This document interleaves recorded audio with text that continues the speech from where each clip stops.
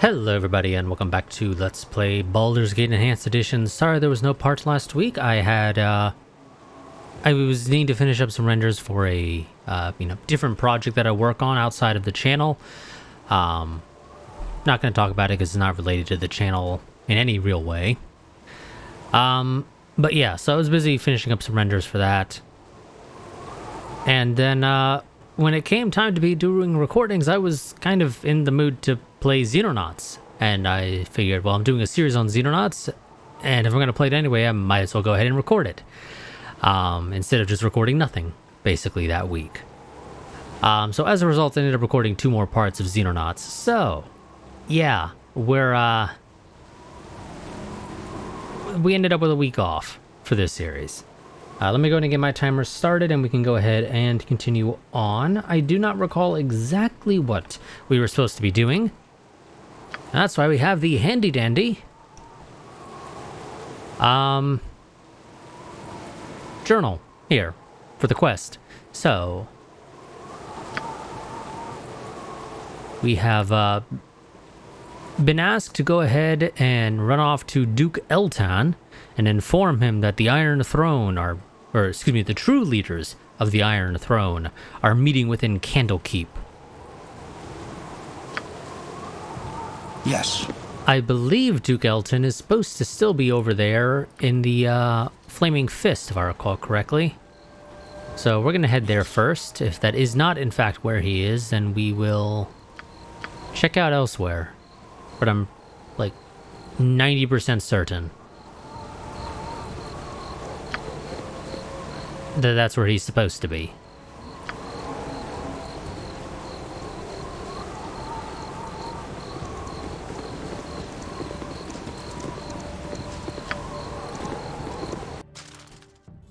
Think carefully. It's, okay, Flaming First. Okay, maybe he's not here. But I'm curious what's down here. With caution. Just a random lower level, a couple of chests over there, but we're not going to try and break into them. Yes. Delos. You have nothing to say.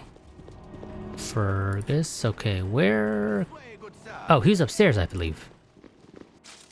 Right? Yes, he was upstairs. With caution. Greetings, taxpayers. I am Duke Eltan, commander of the Flaming Fist. Now, technically you don't know that I've been paying taxes or not. I'm glad to have you back. So, what have you learned so far? We didn't learn anything. We came here to tell you that we no longer wish to work for you. Okay. We didn't find any incriminating evidence. We did learn that the leaders of the Iron Throne are in Candlekeep. We know that any incriminating evidence would be found with Raeltar, the overall leader of the Iron Throne in Baldur's Gate. He's currently supposed to be at Candlekeep on some sort of business.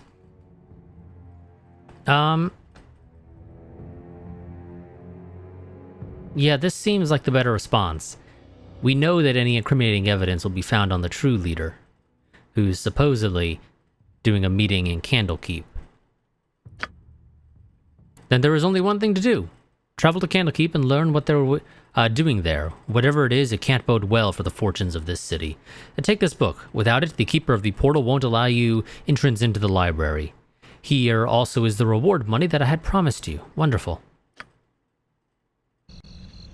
Your journey has come full circle. Duke Elton has asked that you travel back to Candlekeep, where you must spy upon the leaders of the Iron Throne. While it troubles you that such evil men now make use of the Great Library, and you wish the circumstances of your visit would be different, it will still be a pleasure to return to your former home.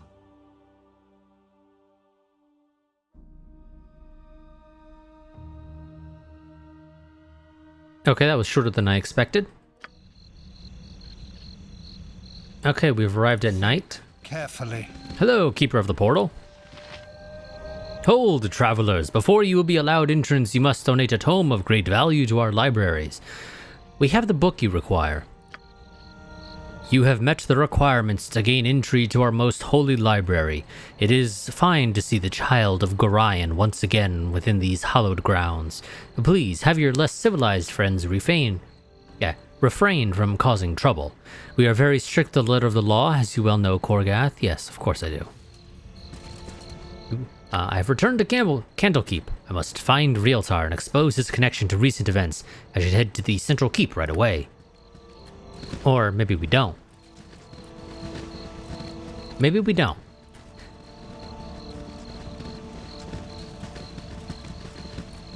Now, that quest that required us to come here, from what I could find on the wiki when I looked for it previously, yeah, it might as well not exist in many ways. Nothing happens. Salutations. I am Catterley, a visitor of Candlekeep, like yourselves. Pardon if I seem out of sorts, but the journey has been long and treacherous, and my labors age me so. May I inquire as to your name? I am certain I've seen your face before, but I cannot fully place it.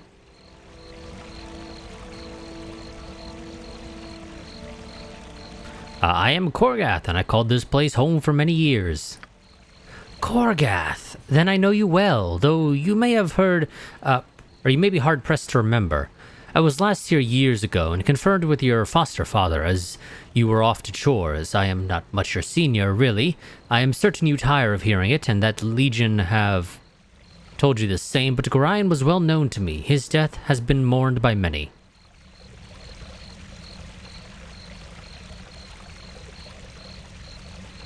See, I do not wish to dwell on his death. I have moved on with my life, though I cherish the memories. His death is in the past and shall remain there. I am my own person and have my own concerns. I have received sympathy from many a person I have never met before. Who is he to receive such adulation? I feel like none of these are particularly great options. Like, this one is questioning whether or not Gorion was actually all that he's cracked up to be, and then the other two, maybe it's just me, but they kind of come across as I would almost rather just kind of forget about him. The first one a little less so, but it still, to me, kind of comes across as I'd rather just kind of forget about him. But because it's kind of the least bad option in a sense, we're going to go with it. Perhaps that is for the best. I will speak no more of it. It's safe to say that he was a good man. How have you fared in the time since?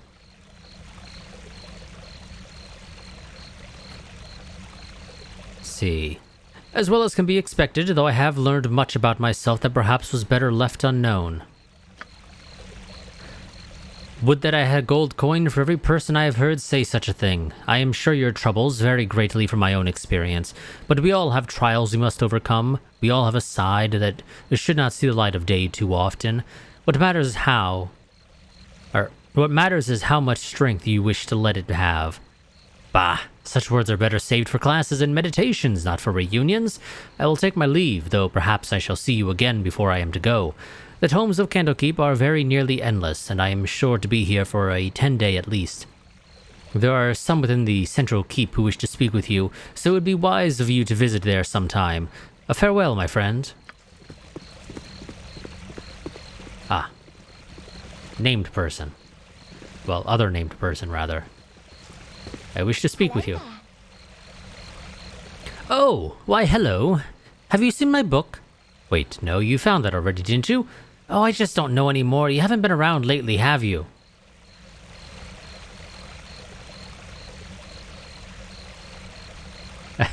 Never change. Fleetia, we love you just the way you are. No. I mean, I assume you know that Gorion is dead. But, yeah, let's go with this. No, I have been out investigating the Iron Crisis. Iron Crisis? We have an Iron Crisis? Quick, someone had better notify the Gate Warden. Okay. Now, technically the game's like, hey, you should head inside quickly.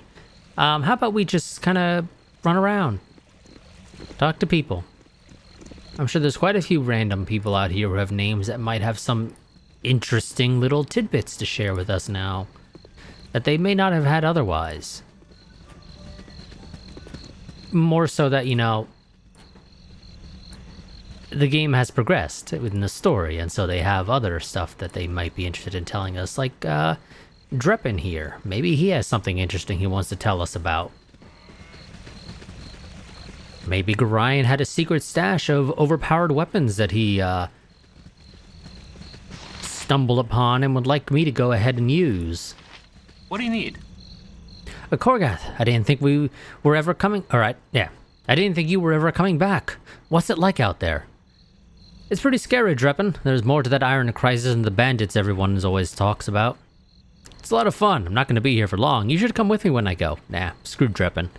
It's big. I don't know how else to put it. I lived my entire life within these walls, and in the past while, I've seen 50 times as much as these walls could ever hold. It's weird, though. All that space and barely a book in it. I never realized how special Candlekeep really is. Yeah, no, Dreppen, it's kind of scary out there. I got mercenaries coming after me, or bounty hunters, whatever you want to call them. Not the good kind of bounty hunter, bad kind of bounty hunter. Yeah? Like what? I found a bunch of kobolds tainting the ore at the Nashkel mines with an acid of some sort. That's just the tip of the iceberg, too. It's going on all over the place. There's a merchants league called the Iron Throne at the bottom of all this. They're in it for the money, but there's something more, too. I just have to find out what it all is. Iron Throne? A couple of them came here the other day and headed into the central keep. I wouldn't have remembered it, but one of them looked at me as he walked by, and it just sent shivers up and down my spine. They should still be around, but if I were you, I'd stay as far from them as possible. Yeah, we're not going to do that, buddy. We are not going to do that. We are going to go ahead and start a fight. That's a random priest dude. We've never had any luck when it comes to dumping a shit ton of money on religion, so we're not going to do that. I mean, I say a shit ton of money. I don't think we've ever really dumped a whole lot. I think the most we've dumped is maybe like 100. We're not too big on just giving them a shit ton of money. But the little bit of money we have given them has never really panned out for anything, so why would I do it? Is kind of how it all works. Okay, let's head inside the central keep. A cloak of shadows descends over the land. Well, that's a fun thing to hear before we walk in the door. Yes. Random book. Normal book. Right, sure, whatever you say. I definitely believe that. Okay, my character has decided he has no idea how to walk around the corner. History of the Dales and the Elven Court. The founding of the Dale lands long preceded the creation of any of the existing Dales by hundreds of years, and the year numbering system known as Dale Reckoning is actually a commemoration of humankind being given permission to settle in the lands north and west of the Inner Sea. Most of the current Dales are relative newcomers. The older have been abandoned, destroyed, or overrun long ago. In those ancient days when Suzail and Condathan, now called Serlun, were mere coastal trading posts. The elves who ruled this forest entertained a request from settlers from the east, refugees and farmers from far-off Impiltor, I guess, and Damara. This request was to farm and settle the borders of the great forest Cormanthor, in particular the rich delves and dales along the rivers Arkeen and Ashaba. Oops. These newcomers did not wish to lumber or clear the inhabited forest, but only to settle on the rich territories on its edges, and unlike some other settlers, early Sembia comes to mind, were willing to ask permission. The lords of the Elven Court granted that request in return for aid from these new Dale landers against outside aggression, both monstrous orcs and goblins from the land of Thar, and human, the rising powers in Cormyr and Symbia. In commemoration of this pact, humans and elves raised the standing stone that is now seen where the Moonsea Ride reaches Oruthavir's Road. The road from Essembra to Hillsfar. It is from the date of the rising of the stone that Dale Reckoning is counted. According to the pact made, the Dalesmen would only settle those regions that were unforested or unclaimed by the elves. As the elven woods receded under the axes of further invaders and settlers, old dales perished and new ones came into being along the borders of the woods. People both good and bad have raised petty nations in the Dale lands a sense, though any one Dale that turned against the pact would have to deal with the others. Each of the Dales is a large swath of farms and fields with a few scattered settlements and usually one central marketplace, a capital or Dale center. These centers are often, but not always, named after the Dales they are in, adding to the confusion as to what is a Dale land's territory. The Dales are not city-states, for they are largest groupings of population rated as towns at best, and they lack the defensive walls common to the Heartlands. They are neither true nations in the fashion of Cormyr or Symbia, and occupy a grey middle ground wherein they are nothing more or less than Dales. Each Dale has slightly different laws, customs, and military organizations. Many rely on the work of charismatic heroes and adventuring companies for aid in times of trouble, and a large number of these individuals use the region as a base.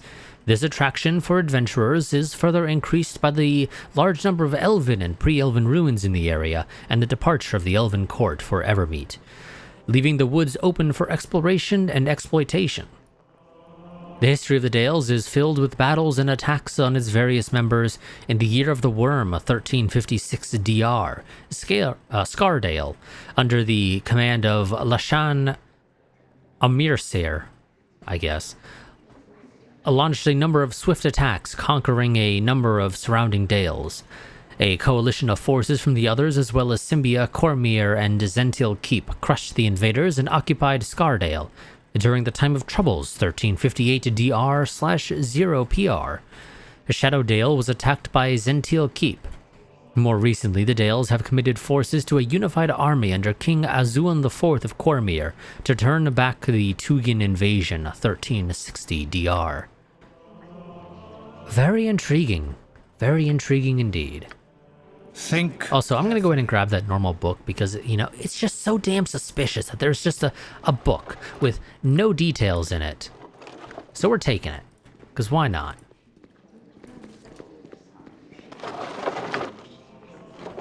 History of Kalmanshar. Kalmanshar is older than either of the other empires of the Sands, first settled over 7,000 years ago by the Jinn, a humanoid race of the elemental plane of air. These Jinn were known to be very magical, and during the course of their rule they developed many new spells, previously not available in the plane of air. The Jinn prospered for over 1,000 years in Kalmanshan, but their reign was ended by an invasion of creatures and minions from the plane of fire. Some say this is where the bitter hatred between Jinn and Efret started, though others contend that this was a result of a hatred that was already there. Whatever the cause, the battle was long and bloody and took over 100 years to complete. The Jinn finally routed the attackers, but were greatly weakened in the attempt. They slowly declined, and the last mention of the Jinn is just under 6,000 years old. For the next 4,000 years, Kalmanshan was dominated by nomadic tribes of humans, tribes from various places. Chult, the Shar, the Shining Plains, Chundath, even Am and Cormyr took turns dominating, only to be conquered by the next nearly identical tribe. Slowly, the nomadic nature of Kalmanshan began to change. As explorers and traders from Am, Waterdeep, and Cormyr discovered the wonders of the area, some tribes began to settle down and develop new means of support, like fishing, farming, or trading. These communities began to band together for mutual protection, and soon a civilization was born. It was only 1,300 years ago the Shun Empire, now called Ilthgazar, came into being. The Shuns were a grand and glorious empire, and their excesses were the foundation of Kelshite snobbery today. They grew wise and powerful in the ways of magic, and ships and caravans bearing the Shun flag traveled across the realms.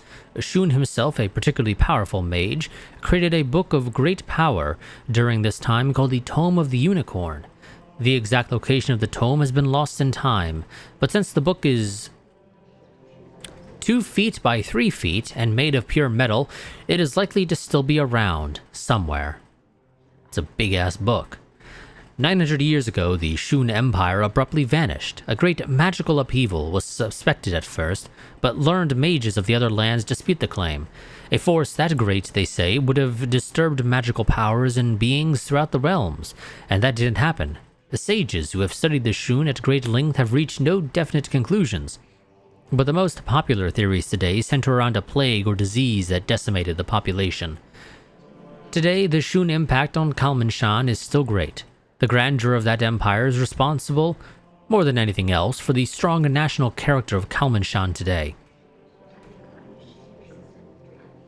The ruins of the Shun's greatest city, Montretivi Teshimir, or Mir, I don't know, can still be found in the wilderness to the west of the Forest of Mir. See below for more on the city. Since the fall of Shun, no force or people has risen to solely dominate the land. There are a half dozen or so major cities, each of which exerts its power over its own area. About 170 years ago, a man in Kalmanport amassed a large army and declared himself Pasha over the land. Before that army could march, however, the representatives of each major city met and agreed to recognize the Pasha's authority in limited areas, and to pay a small tribute to him, enough to pay for the works the Pasha was expected to do. The oldest son of each Pasha inherits the title. If there is no son, the mayors of each large city select a new one.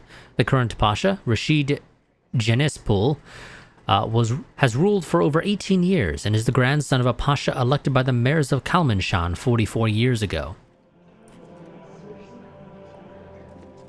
It's very interesting indeed. Lots of backstory. You know, that's one thing that's great about these older games.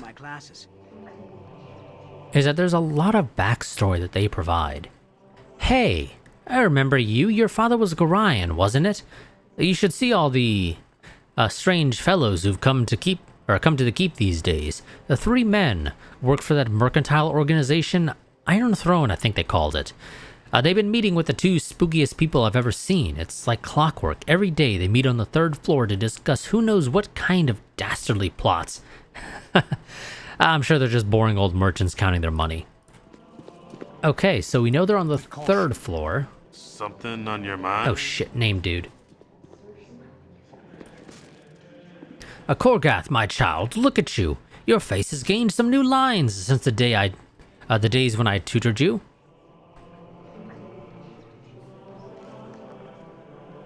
Ah, Karan. You speak true, but it's not your fault. You prepared me as well as you could for what lay beyond these walls.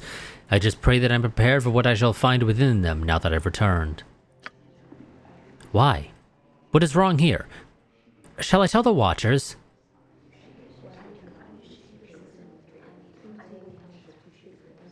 Let's see. So the question is, do we call for the Watchers,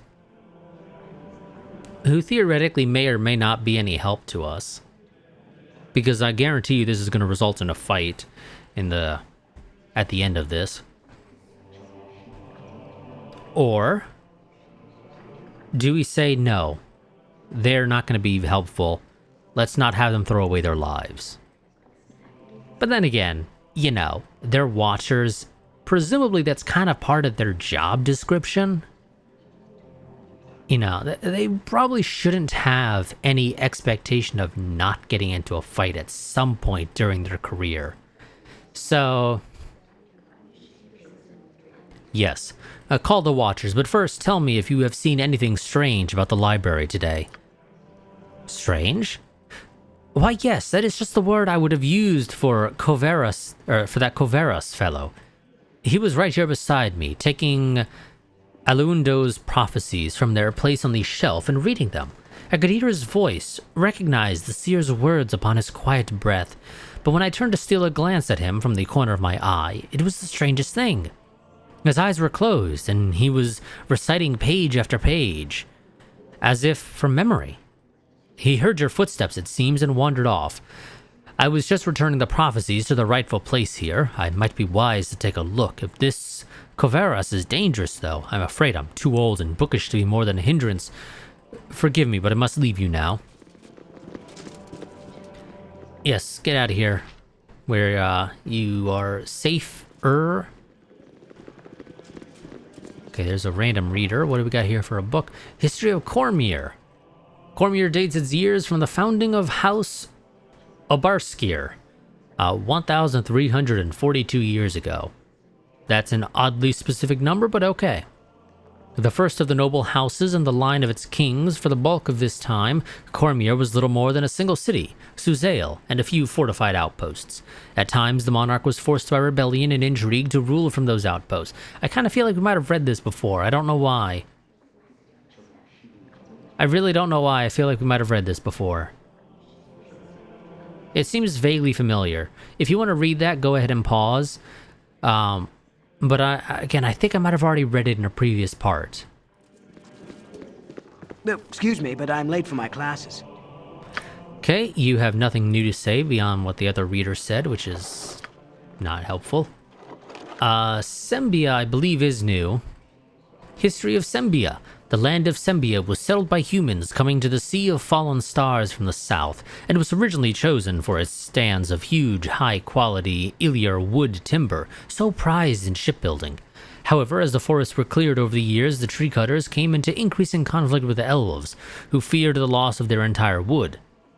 This would undoubtedly have occurred had not the hastily gathered mercenary troops of the fledgling land been defeated by the elves at Singing Arrows. Okay, sure, we'll call it that. Seems elvish. 884 DR. This battle convinced a distant Chondath, to abandon its holdings in the region and allow the immigrant Symbians to establish their independence. Though as little more than a collection of rival city-states,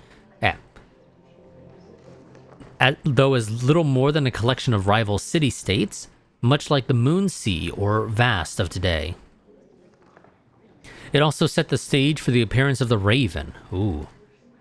The young country grew strong as farms prospered in the newly cleared lands. Craftsmen arrived from the south to take advantage of this chance to acquire land and wealth, bringing their trades with them.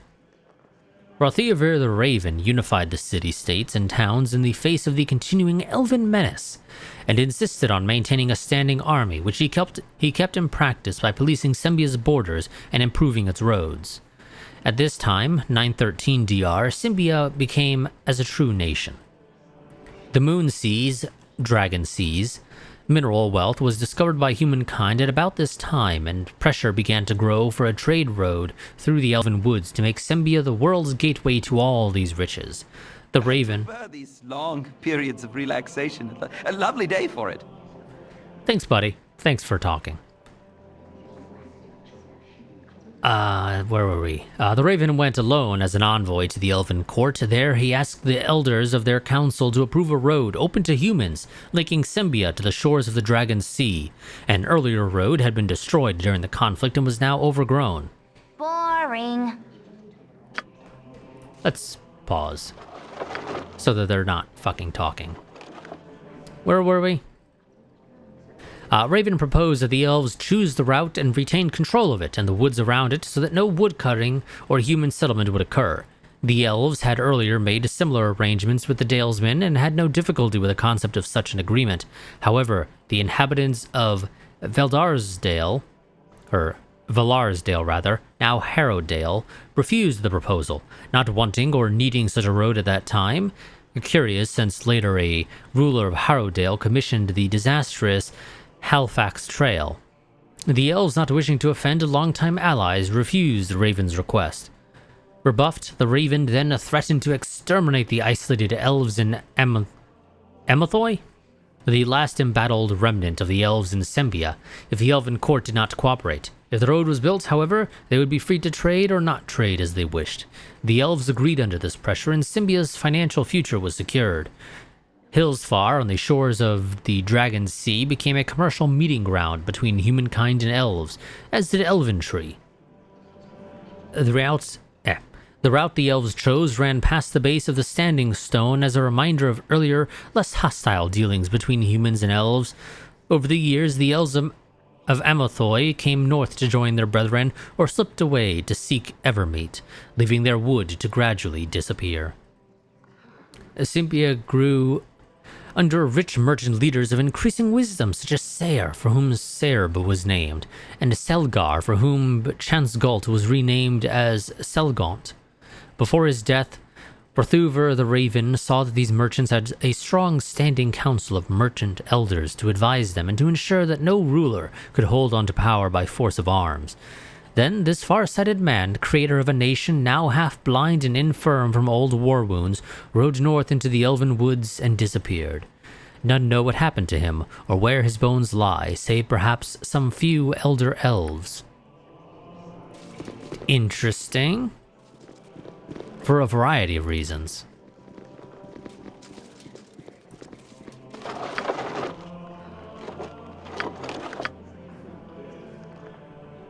Holy shit, that's a long one. We're not gonna read this one right now. In fact, actually, I don't think we're gonna read this one at all. I'm going to slowly scroll down. This one is way too freaking long for my liking to read, if I'm being completely honest. And if you want to read it, you can pause. So, gonna start scrolling in just a moment. And I'll do it as slowly as I can, but I make no guarantees that it's gonna be quite, super slow. So, like I said, you're probably gonna have to pause, obviously multiple times, because you're not fitting the whole thing on screen at once. There's just no way to do it.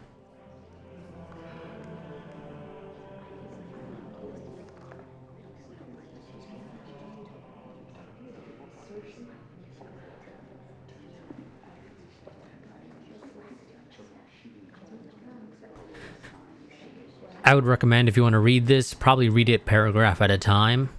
Unpause, wait for the full thing of the next paragraph to show up. Pause again, and just sort of rinse and repeat, because it's probably much easier to read it that way.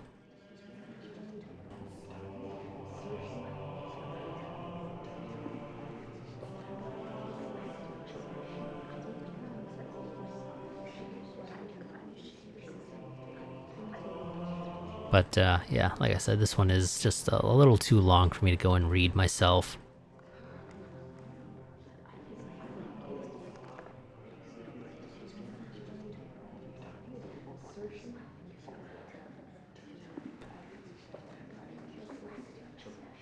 Okay, apparently they were having some serious issues with population and unrest among the males. Obviously, because I'm not really reading this myself, it's a little too fast for me. I don't really know, but I'm gonna guess that they were a fairly matriarchal society or something to that effect, and the males had little to no actual power. It's also possible we might have already read this, but I don't think we have. I think this is new.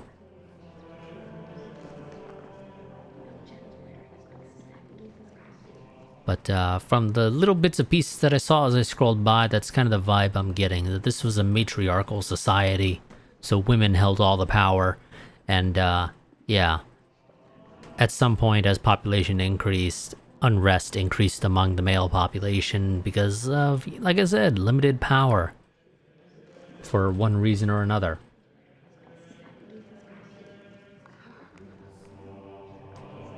But that's going to be it for this part. I will see you all next time. Let me go ahead and save. Are you going to let me save, game? Come on. Thank you. Jesus. The button just wasn't working for whatever reason. This is 53. Assuming I've been, numbering all of my stuff correctly. There's always the possibility that I screwed up numbering somewhere, but I don't think I did. But yeah, so that'll be it for this part. I'll see you all next time. Until then, a goodbye and farewell.